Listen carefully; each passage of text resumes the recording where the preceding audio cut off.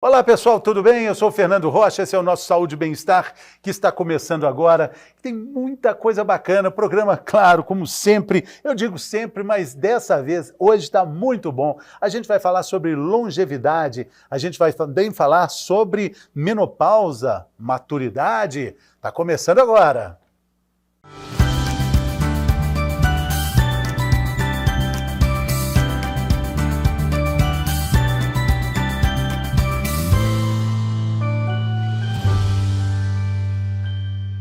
Nesse primeiro bloco, eu tenho a grande alegria de receber aqui uma amiga, colega de vida e também de profissão, Roberta Zampetti. Ei, que alegria, gente. Roberta, te receber aqui. Oh, meu Deus! Para a gente falar de um assunto tão importante que faz parte da sua vida.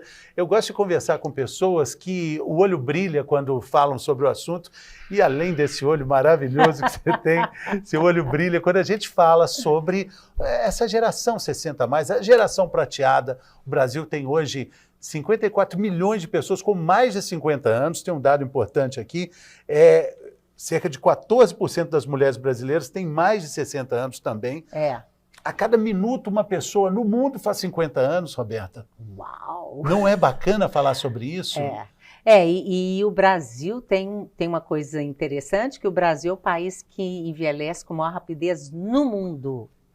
Isso é um problemão, porque enquanto países da Europa envelheceram com dinheiro, né, com uma infraestrutura melhor, nós não temos quase políticas públicas que olham para os velhos. Sim. Essa eu acho o grande nó da questão. Sim, sim. Porque envelhecer é muito bom, viu, gente? Sim, agora, envelhecer é para todo mundo, mas a maturidade é uma escolha, é um trabalho, é uma travessia, né, Roberta?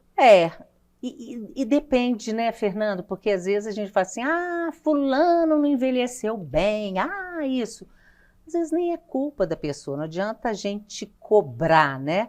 Mas eu acho que quem não amadurece com os anos passando, está perdendo vida, né? Tá, como diria o Sêneca, está desperdiçando vida, que ele falava o seguinte, o povo fala assim, a vida é curta, a vida é curta. Ele fala, não, a vida não é curta, a gente desperdiça a vida. Isso é muito interessante. Agora, recentemente, começou um debate muito interessante na nossa sociedade com relação à utilização de jornalistas. Você e eu somos jornalistas. Essa dispensa das pessoas mais velhas da TV Globo, isso que aconteceu recentemente.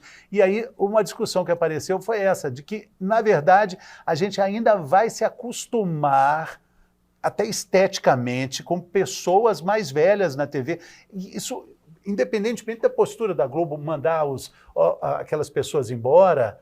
Uhum. Eu, de certa forma, abri um pouco essa porteira, porque eu saí em 2019, depois muita gente foi saindo, Tarcísio Meira saiu da TV Globo, Galvão Bueno saiu da TV Globo, mas, enfim, a discussão atual é essa. É etarismo? Qual a sua opinião, Roberto, que você também trabalhou por lá, né? Eu acho que deve ser um pacote, né? Eu acho que essas pessoas que estão lá mais tempo ganham mais também, não sei. Agora, o etarismo é muito comum, Fernanda. As pessoas não valorizam o velho, acham que a gente não é criativo mais. Que bobagem, né, gente? Porque criatividade, ela não cai do céu. Criatividade... experiência de vida conta muito, né? Acham que a gente não tem mais vitalidade. O que é isso? É vontade de viver. Nós temos velhos que não querem viver, mas temos jovens que não querem viver também. Eu sou uma velha, eu tenho 67 anos e adoro viver. Então, assim, agora, nós estamos caminhando, eu acho que vai ser meio na marra, sabe, Fernando? Porque, primeiro, o mercado prateado, você citou aí, né? Se eu não estou enganada, ano passado foram 2, 3 trilhões no Brasil de reais de consumo dessa turma que tem mais de 50 anos, né? E segundo que a sociedade, você falou e muito bem, 14% da população brasileira já tem mais de 60 anos de idade. Você vai ao teatro, vai na rua, vai ao supermercado, o que você vê de cabeça branca é uma loucura. Então a gente vai acostumar com isso. O mercado de trabalho vai ter que mudar, Isso que já está mudando, sobre porque isso que eu ia... porque o que eu acho interessante no ambiente de trabalho, é intergeracionalidade, é você ter pessoas ali jovens, de meia idade, velho. O velho, ele funciona, primeiro por conta da experiência dele, né? E também como um moderador de emoções, digamos assim, né? Então, por exemplo, quando eu estava lá na TV Minas ainda, eu já com mais de 60 anos, fazendo o programa Sou 60, né? Aí você vê o estagiário brigando, você fala assim, não, vai para sua casa, pensa direitinho, amanhã você volta. Pessoa no dia seguinte volta, feliz, leve, solta, pensou. Então, sabe? Você já sabe que esse problema vai passar. Ele não, né? Justamente. Mas, Roberta, olha só, esse raciocínio, né? Quando a gente fala de diversidade, eu estava falando que a gente precisa também acostumar um pouco o nosso olhar, acostumar a nossa estética para perceber essa diversidade com relação à idade, à pluralidade das pessoas na TV, na mídia de uma forma geral, porque diversidade é a única que está incluída, a idade está incluída nessa diversidade, sim, até na palavra. Sim. E a gente liga a TV, a gente vê essa diversidade de raça, de sexo, de postura política. Hoje a gente está vendo demais, de isso. Raça então. Exatamente, mas ainda não vê a questão da idade. Vai chegar, Fernando. Eu também acho que vai chegar. Eu acho que vai chegar. Eu, assim... Bom, eu acho que há velhos lindos. Sabe, eu deixei na pandemia, eu deixei meu cabelo ficar branco. Tem muita gente que fala assim, Roberta, você sumiu. Eu falei, sumi não, gente. Eu foi cansada de pintar cabelo quase semanalmente. Eu falei, mas nem eu quero. O envelhecimento traz essa liberdade, sabe? A velhice traz essa liberdade, assim, eu quero fazer isso, eu não quero fazer e tal. Mas, assim, eu acho que é uma questão de tempo e um tempo muito curto. Um tempo muito curto. A Miriam Goldenberg fala que a gente tem um botãozinho aqui, uma glândula, que aciona um botão do... que ela é ligada aos 16. Do foda-se. Qual é essa glândula? Aos 16 e depois dos 60. Você liga mesmo, olha... Antes dos 16 ela está ligada também, e depois ela vai ser ligada, acionada. O Fernando, eu acho que a gente envelhece para ser livre. Você fica velho para ser livre. Porque a gente, quando é jovem, né? Lá na televisão, nós trabalhamos juntos na Rede Minas, lembra? Alegria, foi ótimo. Com muita alegria. Fizemos o programa Entrevista, né, Roberta? Justamente. Eu saí, você era produtora, eu saí, depois você foi o apresentador. Nosso querido Rafael Conde, né? Justamente. Então, naquela época, era muita coisa, né? Você fazia muito para o outro, preocupado com o que o outro está achando. Isso é muita coisa da juventude e da vida adulta mais jovem, né?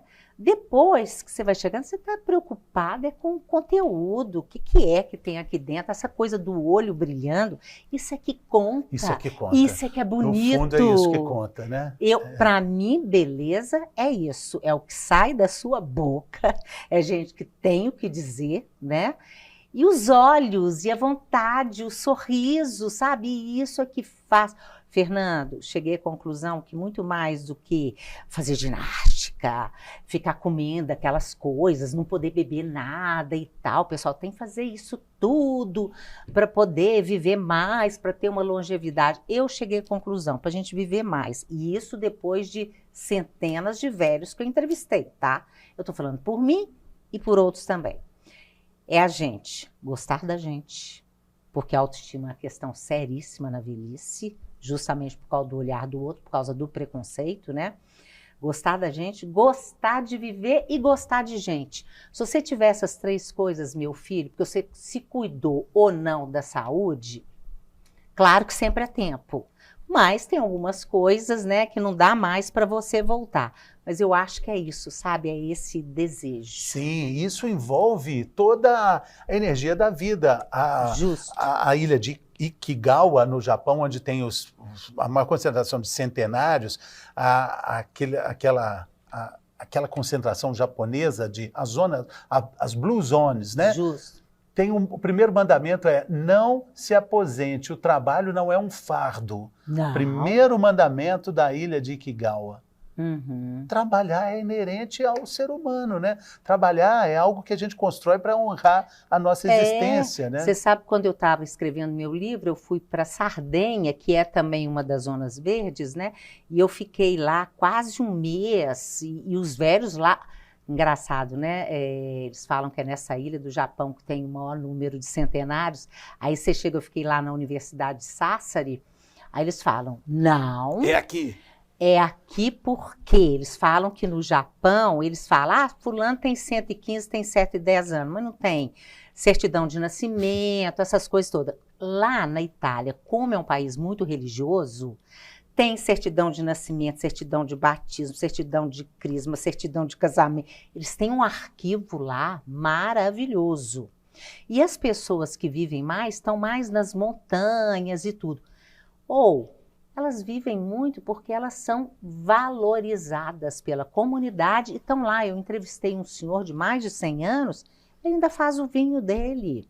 Eles fazem o vinho. E lá ainda tem a dieta mediterrânea, que é uma das melhores do mundo. No Japão não tem a dieta mediterrânea. Não tem, mas parece que a dieta do Japão também é boa, né? As algas lá, sei lá. Também. Parece que é boa. Também, mas é engraçado que essas blue zones, elas não são prerrogativas de paisagens maravilhosas como no Mediterrâneo, como no Japão, porque tem Porto Rico também. Tem na Califórnia também, elas são espalhadas pelo mundo, né? Mas são lugares, quer dizer, isso é a minha conclusão, tá? Modesta conclusão. São lugares que as pessoas têm um ambiente favorável. Eu estou lendo um livro que se chama A Morte da Morte. Então, eles falando o seguinte, são 2 pesquisadores norte-americanos, né? Aí eles falando o seguinte, com a inteligência artificial, agora com os avanços da ciência, em 1940, a partir disso, ninguém morre mais. Claro que morre de acidente, morre disso, de acidente de carro, essas coisas todas.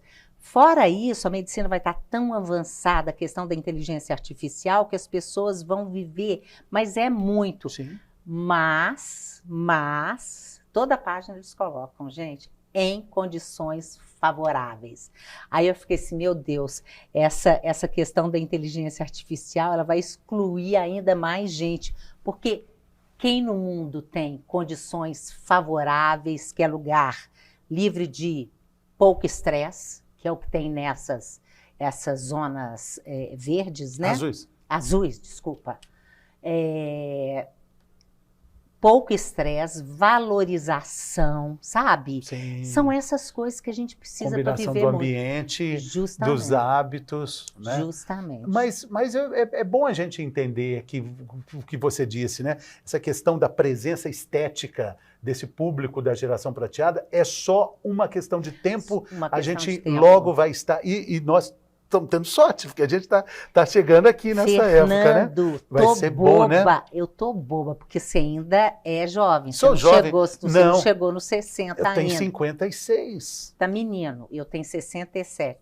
Eu sou convidada para fazer coisa demais, gente. Então, e sabe o que a gente precisa também? Eu queria sua ajuda aqui para falar sobre isso, porque tem algumas questões que a gente precisa mudar, adaptar, igual quando a gente entende isso com relação à diversidade sexual e de raça também, palavras que a gente precisa mudar, quando a gente fala sobre isso também, por exemplo, a infantilização do velhinho, né? Você fala assim, os 60 são os novos 60. Gente, os 60 são os novos 60. A questão é que no Brasil, a juventude não é uma fase da vida, é um valor. Então, todo mundo assim, eu não sou velha, eu sou idosa, já começa por aí. E depois, eu não sou idosa não, eu tenho alma jovem. Eu falo assim, meu Deus, é diferente, por exemplo, eu posso ser uma velha jovial. O que é a jovialidade, diferente, né, da juventude, que é a alegria de viver. Que acontece em qualquer fase da vida, né? Qualquer fase da vida. Então, assim, Fernando, eu sou muito otimista, né? Tem uma boa que fala assim, eu não me sinto com essa idade. Então, não parece. Não parece a coisa mais comum. Gente, vamos anotar isso aí? Não é para falar, não parece.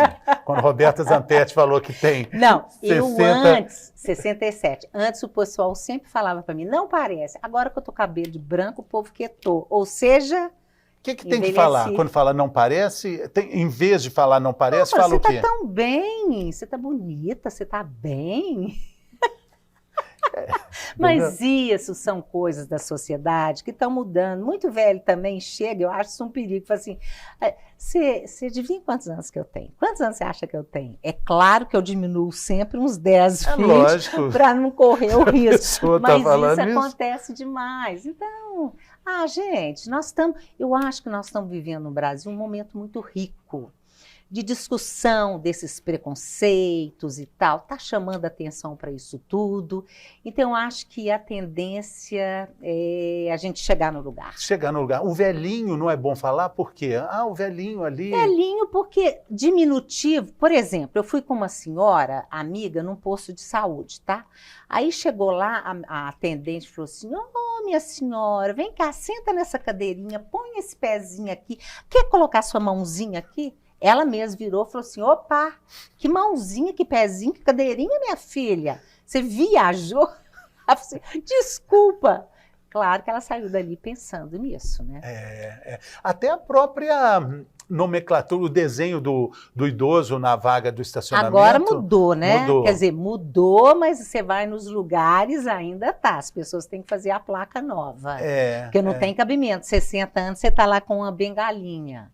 Curvadinho, assim. Mas a sociedade foi mudando ao longo do tempo. Outro dia a gente comentou aqui uma reportagem antiga, assim, velhinha de 40 anos atropelada pelo bonde.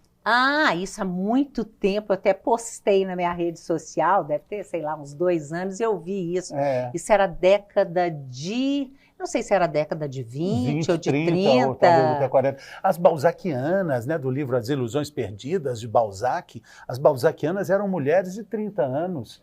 Tem um livro, Tia Júlia e o Escrevinhador, Mário Vargas Llosa. Tia Júlia e o Escrevinhador.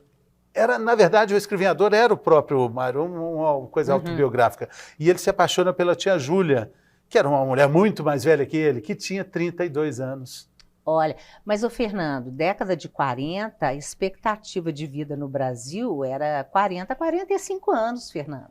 Então, olha para você ver como é que deu um salto, né? Nós ganhamos 30, 40 anos de vida em 50 anos. 50 anos. 60, 70, né? Sim, por aí. por aí. Ganhamos e vamos ganhar mais. Dizem que a pessoa que vai viver 150 anos já está na Terra. Pode ser eu ou você, ou nós dois juntos. Não, eu não, porque eu nasci na década de 50. Não, mas já está aqui, eu já estou atrapalhada, meu filho. Mas quem sabe meus netos, sim.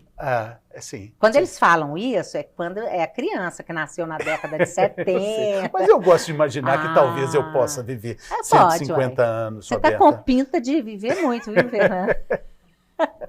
Ô, Roberta, agora é muito bacana quando a gente fala sobre o respeito, o trabalho também com os mais velhos, com a maturidade, né? A gente falar da qualidade de vida, que vamos viver mais, mas precisamos viver com qualidade de vida.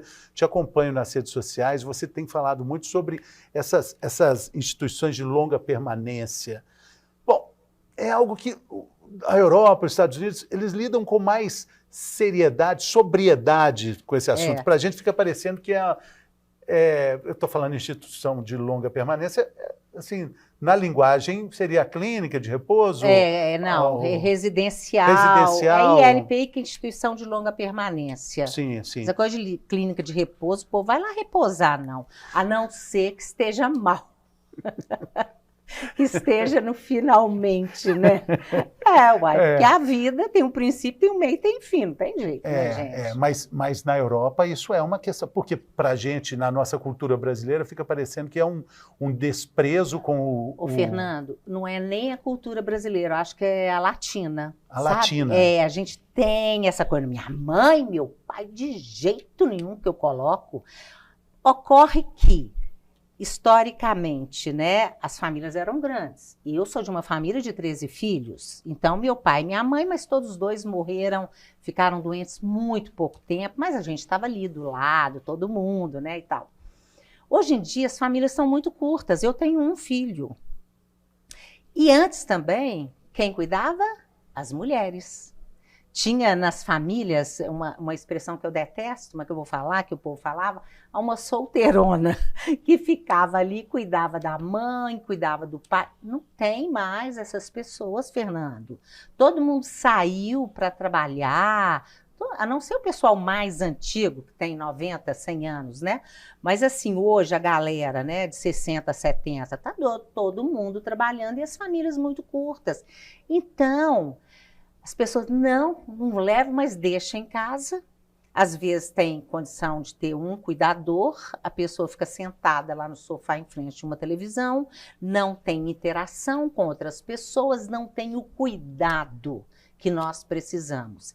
E aí, meu caro amigo, o residencial, né? A casa, o lar de idosos, eu gosto de dizer assim também, eu acho que é uma boa, porque convive com outras pessoas ali, e ali tem tudo, né? Geralmente tem atividade física, tem atividade cognitiva, tem a comida apropriada, sabe? Então, assim, tá tudo num canto só. Exatamente. Essa é uma discussão que a gente tem que ter sempre, né? Porque a gente não pode colocar afeto nessa decisão, né? Mas o afeto, às vezes, está na decisão. Da decisão de colocar. Então, assim, talvez seria, não é desafeto, não é desamor, de né? jeito nenhum mesmo, porque hoje essas casas elas são abertas. Antigamente o povo não entrava, não saía. Hoje é tudo aberto. Você vai lá visitar 1, 2, 3, 4 vezes por dia. À vontade, o que você não pode é abandonar, mas olha, eu vejo muito velho abandonado em casa, infelizmente. Roberta, planos, futuro, quando você olha para frente, o que você enxerga, que Roberta você vê? Fernando, eu assim, hoje mesmo eu estava conversando isso com a minha irmã, eu tenho muito mais passado que futuro, óbvio, né? Então, eu não estou pensando muito na frente, não. Eu estou fazendo hoje, que se eu começar a pensar, peraí, será que eu vou viver mais 5, mais 10? É claro que você pode morrer daqui a 5 minutos. E isso independente da idade também. Estou falando assim, entendeu? Se tudo correr bem, né? Aí você vai ter 10, 15 ou 20, não sei. Então, eu não perco tempo mais. Eu quero fazer uma coisa, se eu posso, eu faço. Não quero fazer... Não faz. Não faço. Se eu posso também não fazer, mas coisas de trabalho. Eu tenho muita coisa, gente que me chama, não, isso não me interessa. Hoje eu brinco que eu faço uma curadoria emocional cotidiana. O que é isso na prática? Me chamam para um lugar. Você vai aqui, você vai receber um prêmio. Eu penso, peraí, esse negócio vai me acrescentar? Não vai me acrescentar, não quero não, muito obrigada, não estou podendo, estou muito apertada. Outra coisa, isso vai me acrescentar? Quando me chamaram para vir aqui, eu falei, que bom que você aceitou. Ser entrevistada pelo Fernando, vai me acrescentar. Não, sério mesmo. E você sabe que tem que vir no Elias Sunshine, porque senão ele vai ficar chateado também. O programa dele é muito legal. É muito bacana. Não, claro, mas assim... Eu acho isso, sabe? A gente tem que pensar, quer dizer, eu não tenho muito tempo, mas o que me acrescenta, eu tô dentro. Isso é muito bacana. E vou. Eu acho que o interessante da vida, eu acho que as pessoas gostam muito de história, Fernando, porque as histórias que você conta, tal, você vê que tem um princípio, um meio e um fim. A vida não, a vida tem o princípio, tem o meio. A gente não sabe como é que vai ser nosso final, Fernando. Você sabe? Não. Você arrisca? De jeito nenhum. Eu também não arrisco. Então, assim, vamos viver. O pessoal está muito batido essa coisa. Viva hoje. Né? Tá batido? Mas é isso mesmo. Se você ficar com muita ansiedade, você vai acabar vivendo menos. Né? E vamos fazer o que a gente pode. Gente, o importante é ser feliz. E é isso mesmo. E Roberta Zampetti pode ser vista também no canal de YouTube que ela tem, que é fantástico. Sou 60. Sou 60. 60 numeral, tá, gente? Sou 60, o 6 e o 0. Isso. Né? O Instagram da Roberta também tem muita coisa legal, que é... Roberta Zampetti. Roberta Zampetti. E aí você vai acompanhar essa rotina fantástica dessa jornalista que eu admiro desde o século passado, que eu sou fã dela. Eu também te admiro desde o século passado. Gente, nós somos privilegiados, não né? Que bacana, né? Não, puxa vida. vivemos 2 séculos. Muito obrigado, querida. Eu que te agradeço. Foi ótimo Tudo de ter você bom. aqui. E a gente faz intervalo, né? Intervalo, daqui a pouco a gente volta.